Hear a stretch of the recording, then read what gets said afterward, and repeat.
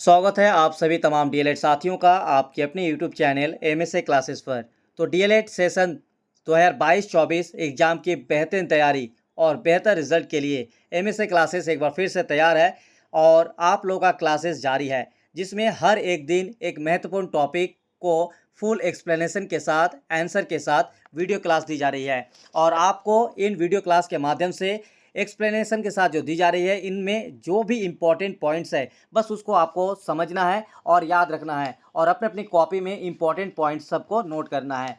तो Jharkhand DElEd exam की अगर आप बेहतरीन तैयारी करना चाहते हैं तो स्पेशली फाउंडेशन पेपर 1, 2, 3, 4 में 15-16 टॉपिक ही इंपॉर्टेंट है और काफ़ी है एग्जाम की बेहतरीन तैयारी के लिए, जिसके लिए आपको एमएसए क्लासेस ऐप को डाउनलोड करना होगा और इसका लिंक आपको डिस्क्रिप्शन में मिल जाएगा, जिसमें आपको जो भी 15-16 टॉपिक इंपॉर्टेंट टॉपिक है इनका नोट्स आपको मिल जाएगा ऐप पर। तो डाउनलोड कीजिए, डिस्क्रिप्शन में लिंक है ऐप में, और ऐप में जाकर आपको क्लासेस और एग्जाम खत्म होने तक पूरा गाइडेंस मिलेगा। उससे पहले आप लोगों को बता दें कि डीएलएड एग्जाम नोट्स और क्लास में आपको टोटल 10 पेपर्स के जो एग्जाम होगा उसका कंप्लीट नोट्स मिलेंगे, साथ साथ आपको वीडियो क्लास दी जाएगी, एग्जाम तक 100% गाइडेंस मिलेंगे और इम्पॉर्टेंट क्वेश्चन सजेशन भी मिलेंगे एग्जाम से पहले, ताकि कम समय में और बेहतरीन तैयारी हो सके। और पिछले 5 सालों से इंपॉर्टेंट क्वेश्चन और सजेशन आप लोग इसी यूट्यूब चैनल पर जाकर देख सकते हैं। जिस तरह से इंपॉर्टेंट क्वेश्चन और सजेशन दी जाती है उसी हिसाब से एग्जाम में क्वेश्चन पूछा गया है। क्लास स्टार्ट करने से पहले आप सभी को बताना चाहूँगा, झारखंड डीएलएड एग्जाम की बेहतरीन तैयारी के लिए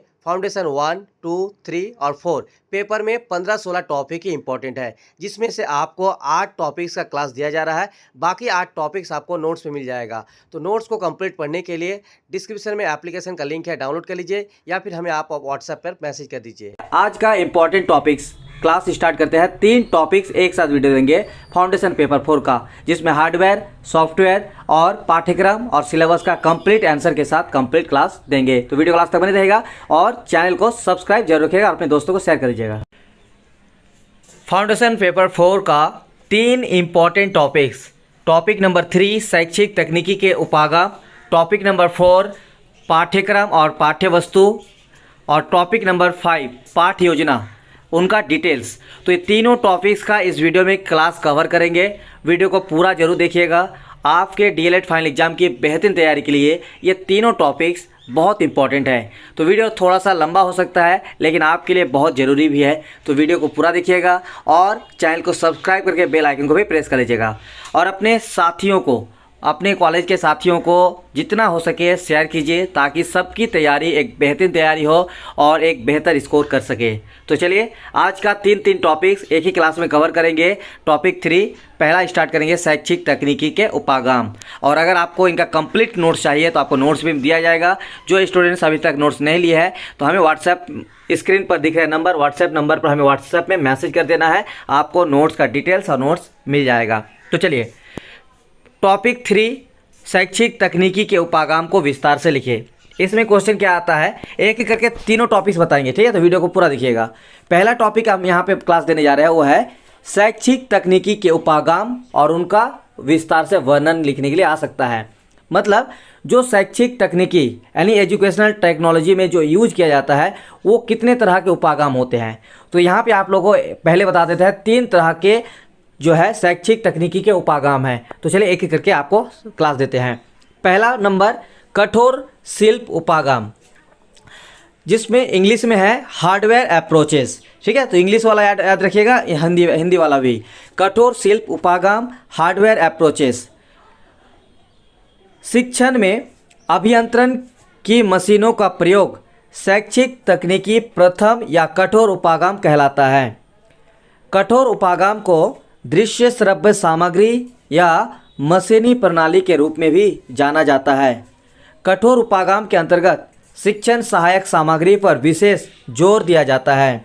यह उपागम भौतिक विज्ञान और इंजीनियरिंग के सिद्धांतों एवं व्यवहारों पर आधारित है।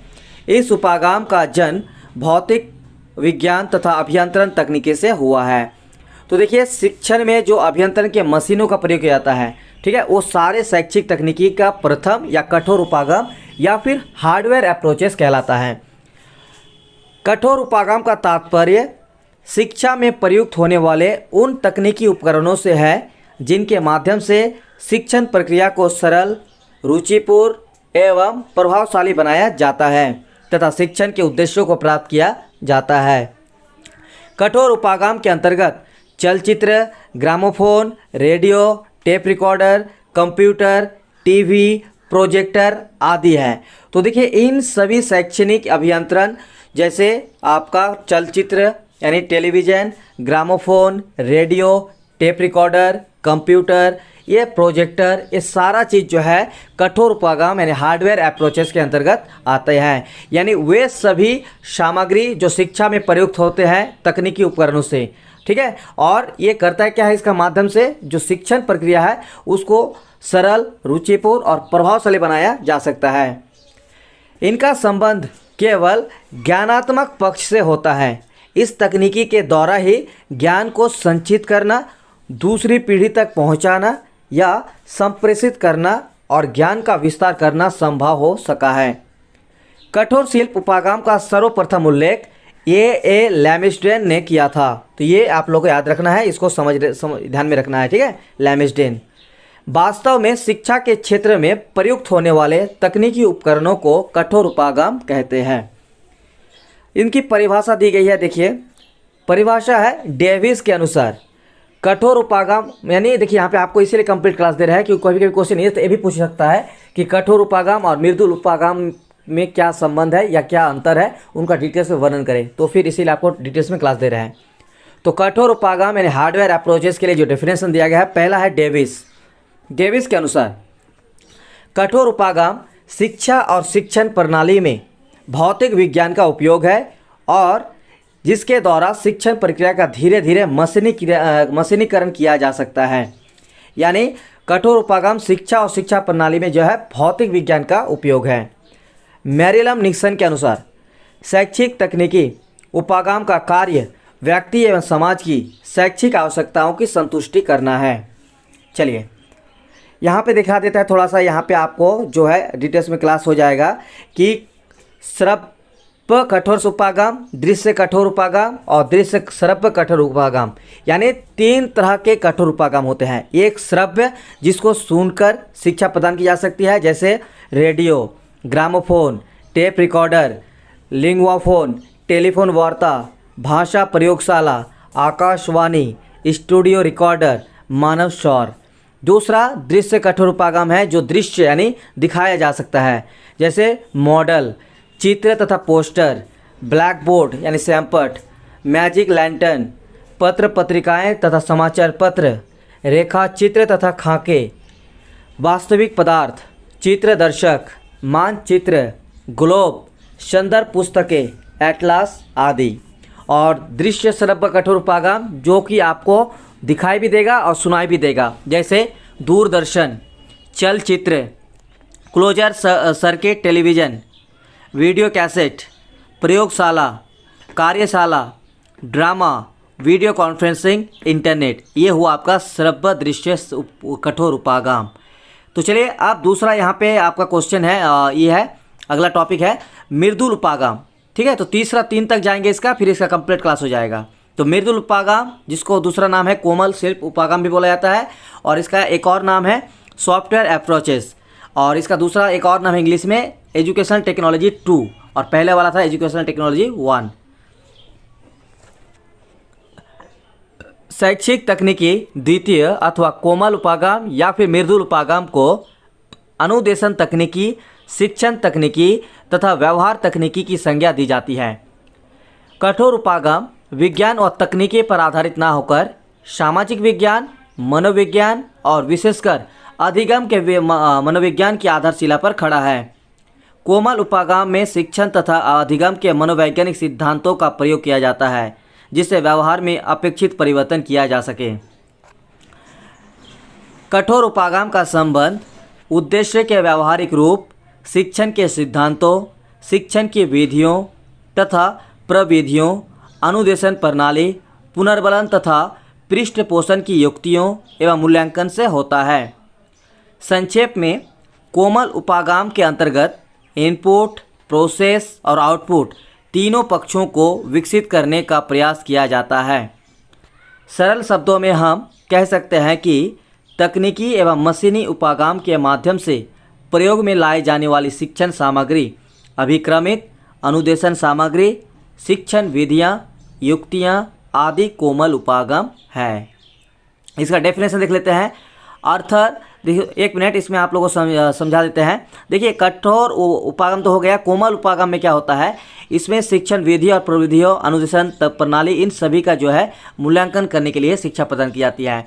और इसके अंतर्गत क्या क्या आता है, देखिए इनपुट, प्रोसेस और आउटपुट, जिसमें शिक्षण विधियाँ, युक्तियाँ, ये सारे चीज़ आते हैं। परिभाषा देखिए अर्थर मेल्टन, इसके बाद आपको यहाँ पे हम इसके बारे में बताएंगे, उसका उदाहरण भी देंगे, ठीक है, क्या किसके उसको कठोर उपागम और मृदुल उपागम। वैसे आप लोगों को कठोर उपागम तो बता दिया है, इस वीडियो में आप लोग अभी आगे मृदुल उपागम का उदाहरण बताएंगे। तो एक परिभाषा आप लोग इसको ध्यान में रखना है आर्थर मेल्टन का। आर्थर मेल्टन 1959 ने एक कोमल उपागम के संबंध में अपने महत्वपूर्ण विचार व्यक्त किया है। उनके अनुसार यह तकनीकी सीखने के मनोवैज्ञानिक पर आधारित है तथा अनुभव प्रदान करके छात्रों में अपेक्षित व्यवहार परिवर्तन की प्रक्रिया का शुभारंभ करती है। अगला देखिए, अब यहाँ के उदाहरण देते हैं आपको। देखिए जैसे आप लोगों को कठोर उपागम बता दिए, सैम्पर, ओवरहेड प्रोजेक्टर, वीसीआर एवं मॉनिटर, कंप्यूटर, ऑडियो रिकॉर्डर, ठीक है, उसके बाद आपका खाली कागज। तो उसी तरह आपका मृदुल उपागम के उदाहरण देखिए यहाँ पे, जैसे चौक का कार्य, transparencies, video program, computer program, recorded सामग्री, लिखित सामग्री, ये आपका मृदुल उपागम। आप चलिए प्रणाली विश्लेषण उपागम भी होते हैं, तो इसका क्या है देख लेते हैं। सिस्टम एनालिसिस अप्रोचेस और एजुकेशन टेक्नोलॉजी 3। द्वितीय विश्व युद्ध के पश्चात एक नवीन प्रबंध तकनीकी मैनेजमेंट टेक्नोलॉजी का विकास हुआ। इस विचारधारा को शिक्षण तकनीकी तृतीय या प्रणाली उपागम के नाम से जाना जाता है। इसे शैक्षणिक प्रबंध भी कहा जाता है। शिक्षा प्रशासन में प्रबंध को वैज्ञानिक आधार प्रदान कर इसे अधिक प्रभावशाली एवं सुदृढ़ बनाया जा सकता है। प्रणाली उपागम का संबंध कक्षा के बाह्य परिवेश से होता है, जो व्यवस्था में व्याप्त कमियों या समस्याओं का उजागर करना होता है और वैज्ञानिक पद्धतियों के आधार पर उसका समाधान निकालता है। इस प्रकार प्रणाली उपागम के द्वारा विद्यालय के प्रबंध, प्रशासन और व्यवस्था संबंधी समस्याओं का समाधान करके उसे प्रभावशाली और कम खर्चीला बनाया जा सकता है। शिक्षा में प्रणाली उपागम नवीन समस्या समाधान प्रविधि है। यह सभी पक्षों और घटकों के साथ शिक्षा को संपूर्णता में देखता है। शिक्षा के घटक, विद्यार्थी, शिक्षक, पाठ्यक्रम, शिक्षण माध्यम, पाठ्यवस्तु, अनुदेशन प्रणाली, भौतिक पर्यावरण तथा अनुदेशनात्मक उद्देश्यों का मूल्यांकन। तो इन सारे चीज़ों में जो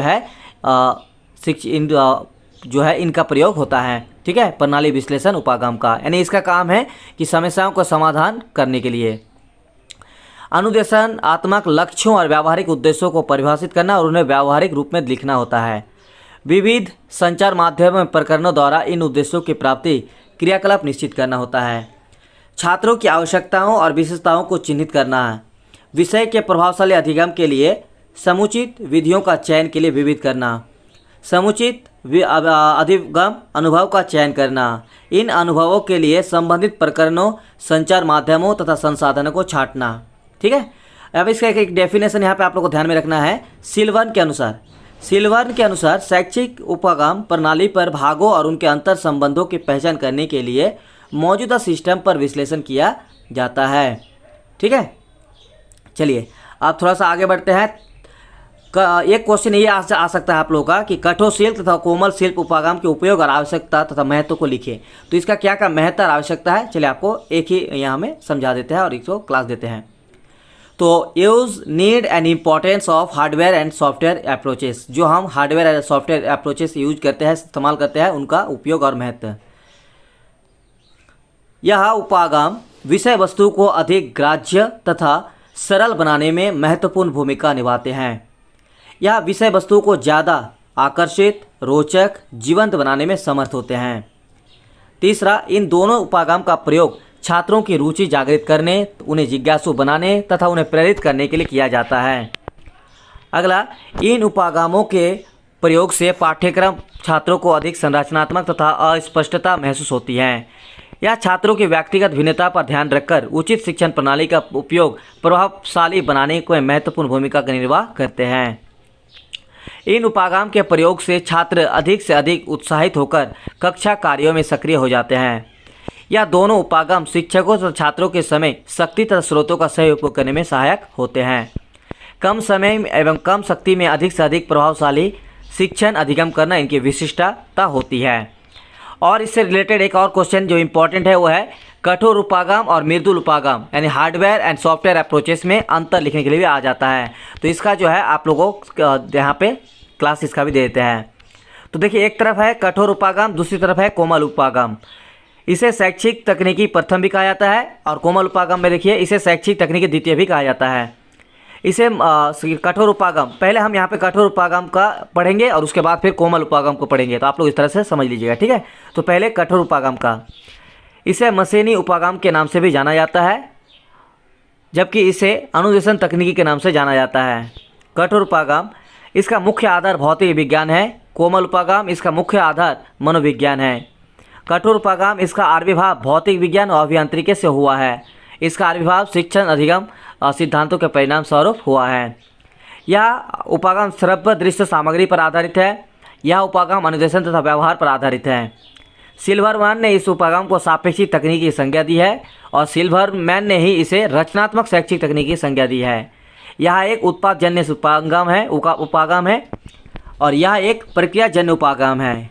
यह उपागम शिक्षा जगत को अपनी सेवाएं प्रत्यक्ष रूप से देते हैं। यह उपागम शिक्षा जगत को अपनी सेवाएं अप्रत्यक्ष रूप से अर्पित करता है। इस उपागम का सर्वप्रथम उपयोग 1964 में ए लैम्स्टेन ने किया था। इस उपागम का सर्वप्रथम उपयोग B.S. स्किनर ने किया था, P.F. स्किनर ने किया था। इस उपागम का अर्थ शिक्षण अधिगम प्रक्रिया में मशीनों के प्रयोग से है और इस उपागम का अर्थ शिक्षण में शिक्षण अधिगम के विभिन्न सिद्धांतों, विधियों एवं प्रविधियों के प्रयोग से है, ठीक है। तो ये रहा कंप्लीट क्लास। अब टॉपिक नंबर 4 और उसके बाद फिर टॉपिक नंबर 5 भी इसी में क्लास देने जा रहे हैं, ठीक है। तो टॉपिक 4 बहुत इंपॉर्टेंट है आपके लिए, पाठ्यक्रम और साथ में आपका सिलेबस यानी पाठ्य वस्तु के बारे में भी आप लोगों को क्लियर यहाँ पे क्लास देने जा रहे हैं, ठीक है। तो चलिए वीडियो को शुरू करते हैं अब इसका। टॉपिक नंबर 4 पाठ्यक्रम यानी करिकुलम। पाठ्यक्रम हिंदी भाषा का शब्द है। इसे अंग्रेजी भाषा में करिकुलम कहते हैं। करिकुलम शब्द की उत्पत्ति लैटिन भाषा के क्यूरेर से हुई है, जिसका अर्थ है दौड़ना। तो यहाँ पे आपको ध्यान में रखना है कि पाठ्यक्रम को जो इंग्लिश वर्ड है वो है करिकुलम और कैरिकुलम शब्द आया है आपका लैटिन भाषा से। और कौन सा वर्ड? तो क्यूरेर से आया है और इसका अर्थ है दौड़ना। वर्तमान युग में पाठ्यक्रम का अर्थ अध्ययन में आने वाले सभी क्रियाओं तथा विषयों से लिया जाता है। देखिए एक्चुअली अगर आपको बताया जाए, बाकी तो हम यहाँ पे आपको क्लास देने जा रहे हैं, इसको इस तरह समझ लीजिएगा। पाठ्यक्रम क्या है? जो आपके पढ़ाई के लिए एक बनाई जाती है पैटर्न, वही आपका पाठ्यक्रम, ठीक है। आप चलिए आगे और क्लास देते हैं तो और धीरे धीरे डिटेल्स में क्लियर हो जाएगा। वर्तमान युग में पाठ्यक्रम का अर्थ अध्ययन में आने वाली सभी क्रियाओं तथा विषय से लिया जाता है। इस प्रकार पाठ्यक्रम से अभिप्राय उन सभी अनुभवों से हैं जो कक्षा, विद्यालय, खेल का मैदान एवं अन्य सहगामी क्रिया द्वारा प्राप्त होते हैं। पाठ्यक्रम शिक्षा पद्धति का आवश्यक अंग है। पाठ्यक्रम जो है शिक्षा प्रक्रिया का सबसे इम्पॉर्टेंट अंग है। शिक्षक किसी भी शिक्षण विधि का प्रयोग करे, किसी भी शिक्षण पद्धति का अनुसरण करे या फिर कोई भी विषय पढ़ाए, उसे एक निश्चित पाठ्यक्रम के अनुसार कार्य करना पड़ता है। पाठ्यक्रम के बिना ना तो वह शिक्षण को व्यवस्थित कर पाता है और ना ही शिक्षा के व्यापक तथा तात्कालिक उद्देश्यों की पूर्ति में सहायक हो सकता है। पाठ्यक्रम को और अधिक स्पष्ट करते हुए कनिंघम ने क्या कहा है, देखिए, पाठ्यक्रम कलाकार के हाथों में यानी शिक्षक के हाथों में एक औजार यानी साधन है, जिससे वह अपनी वस्तु यानी छात्रों को अपने कक्ष यानी विद्यालय में अपने आदर्शों के अनुसार ढालता है। पाठ्यक्रम क्या है और कनिंघम ने कितना बेहतरीन तरीके से उदाहरण दिया है। अगर आप इस उदाहरण को ध्यान में रखते हैं तो इसका आंसर भी आप लोग अपने शब्दों में लिख सकते हैं। क्या है? कनिंघम ने अपनी सब पाठ्यक्रम को स्पष्ट करते हुए कहा है कि पाठ्यक्रम शिक्षक जैसे कलाकार के हाथों में है और उनके पास एक औजार है यानी साधन है और इनकी सहायता से वह अपनी वस्तु यानी उस स्कूल के छात्र को अपनी कक्ष यानी क्लास के यानी विद्यालय में अपने आदर्शों के अनुसार ढालता है। बालक के व्यक्तित्व के विकास के लिए अध्यापक विद्यालय के पूर्ण शिक्षण सत्र में एक निश्चित विषय सामग्री तथा अनुभवों को अपनी शिक्षण प्रक्रिया के माध्यम से छात्रों के समक्ष प्रस्तुत करता है। ये अधिगम अनुभव ही किसी विषय विशेष का पाठ्यक्रम बनाते हैं। पाठ्यक्रम की परिभाषा चलिए इसके बारे में दिखा देते हैं। डेफिनेशन करिकुलम, तो पहले आपको तो कनिंघम के बारे में जरूर लिखना है। डेफिनेशन कि कलाकार यानी शिक्षक के हाथों में यह पाठ्यक्रम एक साधन है जिससे वह अपने शिक्षार्थी को अपने आदर्श उद्देश्य के अनुसार अपने स्टूडियो यानी स्कूलों में ढाल सके।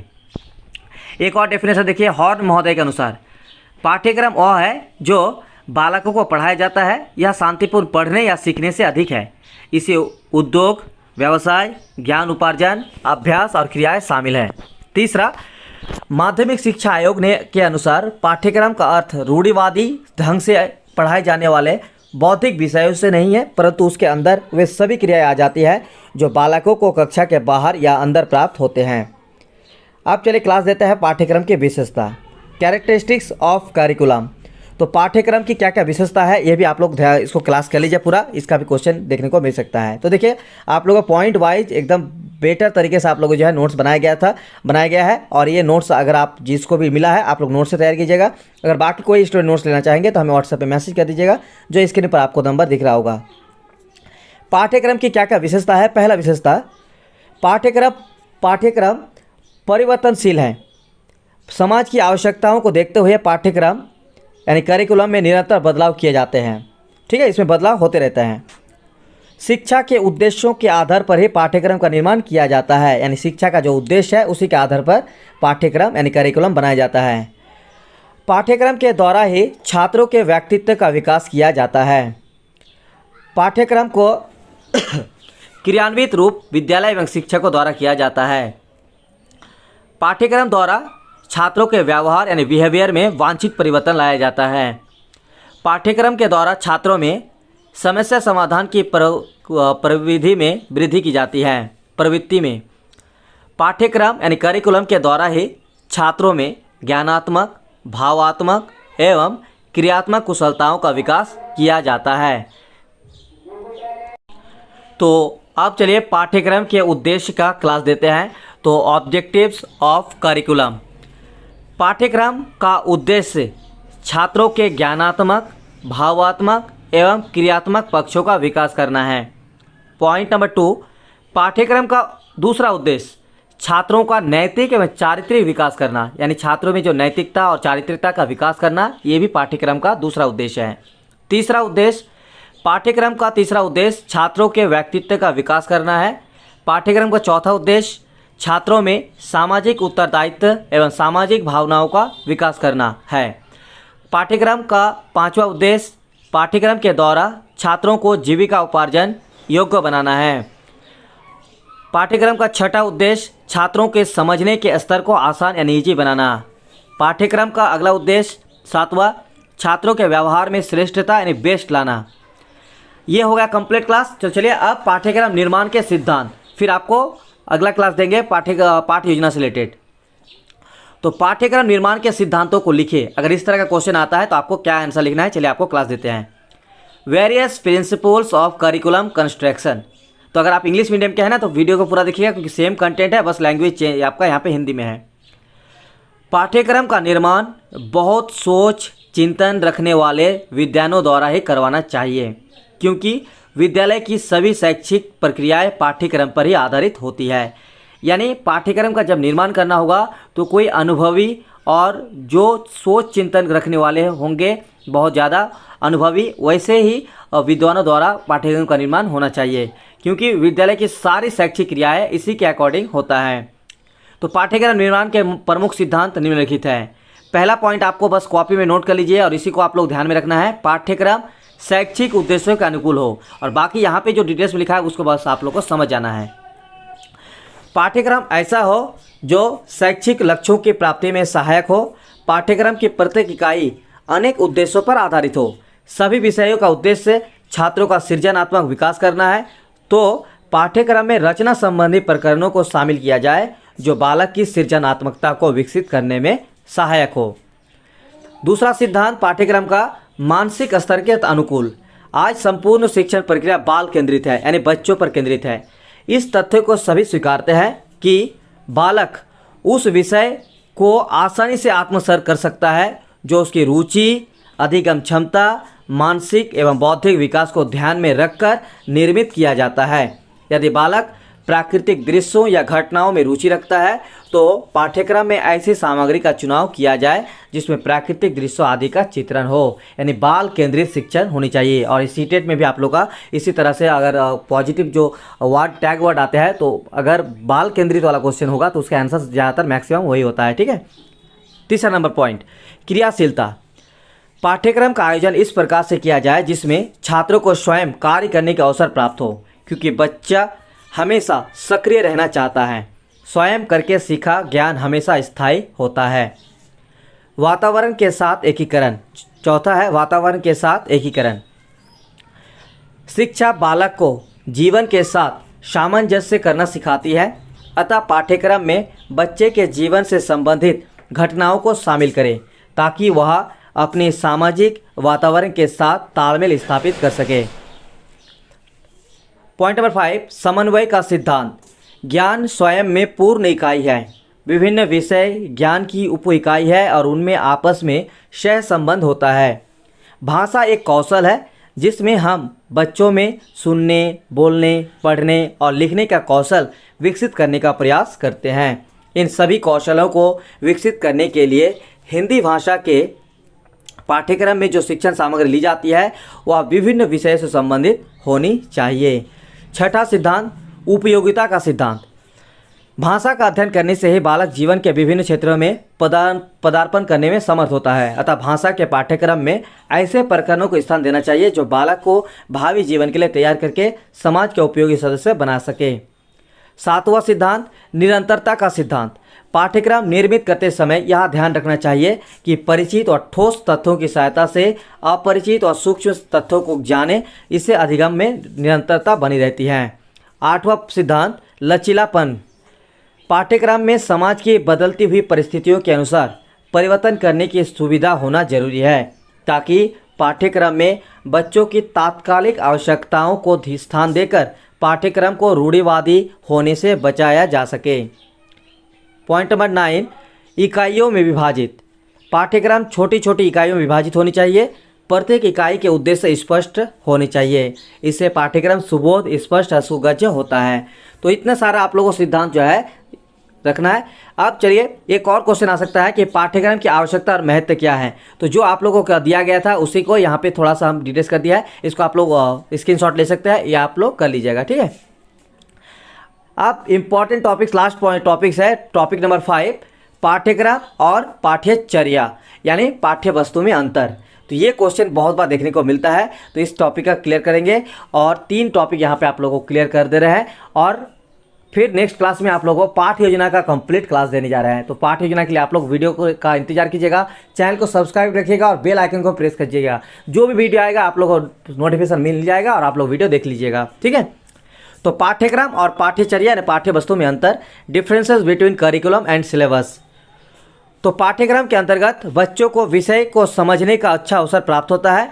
इसमें वे समस्त क्रियाएं शामिल की जाती है जो क्रियाएं बालक के व्यवहार को प्रभावित करती हैं, जबकि सिलेबस में विद्यार्थियों के विषय को अच्छी तरह से समझने का अवसर नहीं मिलता है।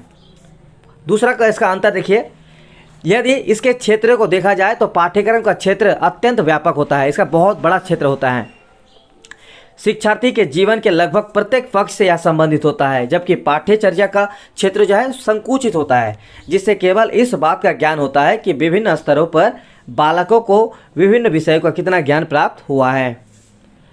पाठ्यक्रम के अंतर्गत विद्यालय की समस्त क्रियाएं शामिल की जाती हैं, जैसे खेलकूद, शारीरिक प्रशिक्षण, सांस्कृतिक कार्यक्रम एवं पर्वों का आयोजन, एनसीसी, स्काउटिंग, गाइडिंग आदि कार्यों का आयोजन आदि का समावेश होता है, जबकि पाठ्यचर्या यानी सिलेबस के अंतर्गत केवल शिक्षण विषयों के प्रकरण यानी टॉपिक्स ही शामिल किए जाते हैं।